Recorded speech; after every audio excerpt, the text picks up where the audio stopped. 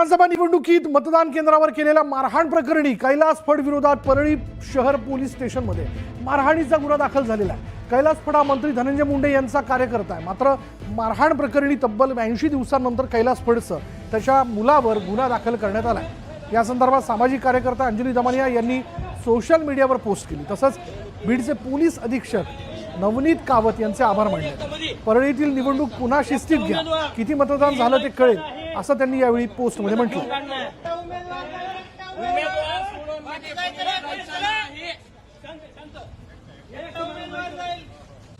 तर बघूयात आवादा कंपनीला खंडणी मागितल्याच्या प्रकरणात आरोपी सुदर्शन घुलेला सीआयडी कोठडी केज न्यायालयाने सुनावलेली। 14 फेब्रुवारीपर्यंत ही कोठडी सुनावण्यात आली। सुदर्शन घुलेची रवानगी आता सीआयडी कोठडीत होणार आहे।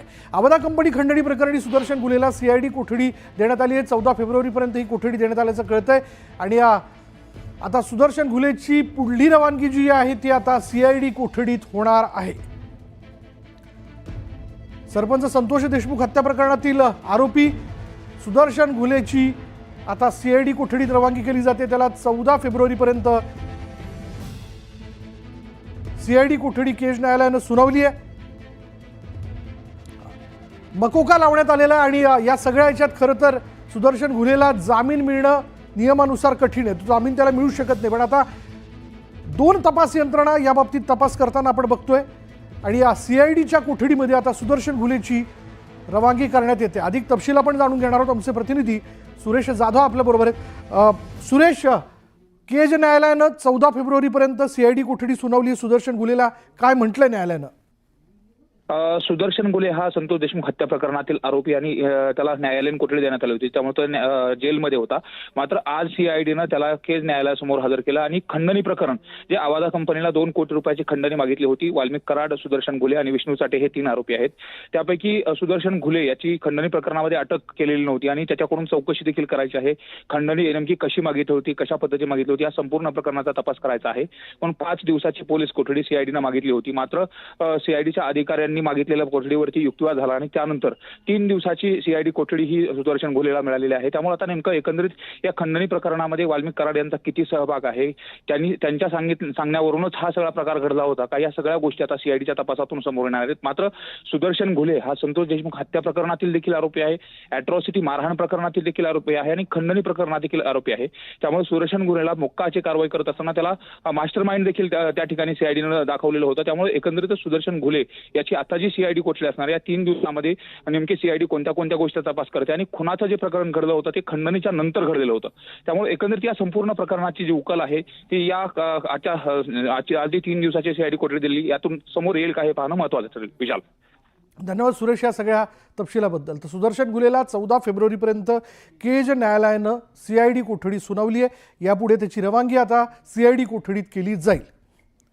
नंतर एक मोठी बातमी आहे। धनंजय मुंडे यांचा राजीनामा न घेण्यावरून शिवसेनेचे वरिष्ठ नेते नाराज असल्याची माहिती सूत्रांनी दिली आहे। धनंजय मुंडे प्रकरणावरून सरकारची बदनामी होत असल्यानं शिवसेनेचे नेते नाराज असल्याचं कळत आहे। तर धनंजय मुंडेंचा राजीनामा घेण्याची जबाबदारी कोणाची असा सवाल शिवसेना नेत्यांनी विचारल्याची माहिती आहे।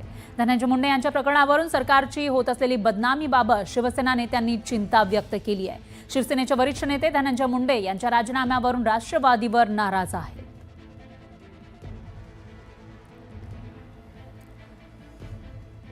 त्याच्यामुळे सत्ताधाऱ्यांमध्येच एकूणच आता नाराजी दिसून येते। पुढे नेमकं काय होणार ते बघावं लागेल। पावत पुढची बातमी। दिल्लीच्या फेऱ्या वाढणार असल्याचे संकेत उपमुख्यमंत्री एकनाथ शिंदेंनी खासदारांना दिलेले आहेत। गेल्या आठवड्यामध्ये एकनाथ शिंदेंनी दिल्लीमध्ये जाऊन भाजपच्या वरिष्ठ नेत्यांची भेट घेतल्याचं सांगण्यात येतंय। तर त्यांच्या या धावत्या दिल्ली दौऱ्यामुळे चर्चांना उधाण आलं। मात्र एकनाथ शिंदेंच्या नेमक्या या दौऱ्यामागचं कारण काय ते अद्यापही गुलदस्त्यात आहे।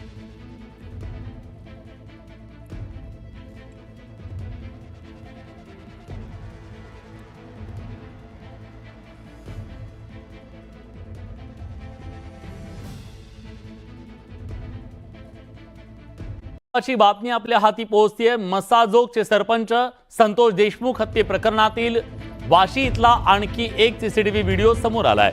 9 डिसेंबर 2024 चा हा व्हिडिओ आहे, ज्या दिवशी संतोष देशमुख यांची हत्या झाली होती त्या दिवशीचा हा व्हिडिओ आहे। या 18 सेकंदाच्या व्हिडिओमध्ये संतोष देशमुख हत्ये प्रकरणातले मारेकरी स्कॉर्पिओ सोडून रस्त्यानं पळून जाताना दिसत आहेत.